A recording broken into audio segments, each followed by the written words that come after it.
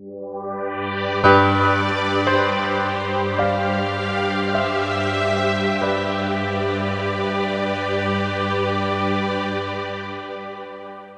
we go from that to pressure ulcers. Thank you, Todd. My name is John McNeill. I'm a professor in the Electrical and Computer Engineering Department here at WPI. I'll be talking about the work that we're doing with the UMass Med School. My development team partners from the med school, Ray Dunn, who's here tonight, Kelly Hickel and Heather Tessier. Kelly's a resident and Heather's in charge of their research lab, including animal experiments. Here at WPI, Devdip Sen, my PhD student, is here tonight. We're also collaborating with Jinming Wang and Professor Yitzhak Mendelson in the BME department.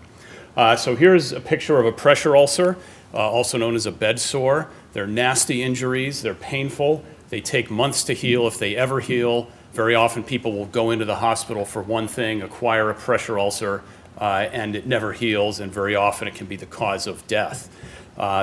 They occur at points on the body where pressure is concentrated. Pressure above about 30 millimeters of mercury will lead to tissue being deprived of oxygen. If that condition lasts more than a few hours, the tissue will die, and we have the beginning of pressure ulcer formation. The existing protocols like the 2-hour turn or offloading beds create an unnecessary burden on caregivers and are very expensive and not mobile for people who are in wheelchairs, for example, or in the home. Tremendous cost burden, $11 billion in the most recent year where there's full data available.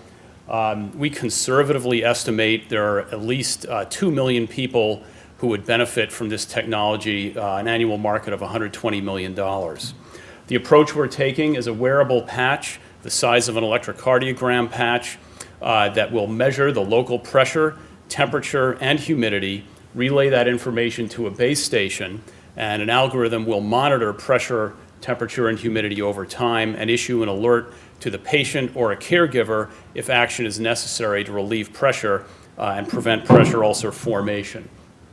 The status of our project right now, we've got a wearable sensor suitable for use in an animal experiment that we'll be conducting in Dr. Dunn's group starting in December, where we intentionally create conditions for a pressure ulcer using a known technique with a steel plate implanted under the skin of the animal and an external magnet. This experiment represents the first time that we'll be measuring in real time the pressure time profile, and we've got 35 animals in the experiment. We verified the technique on a euthanized animal that's shown here, so we'll be measuring combinations of pressure and time and seeing, as we expect, that the combination will correlate with pressure ulcer formation. So that's our status right now. I'll be in the back with Dev and Dr. Dunn if you have any more questions. Thank you.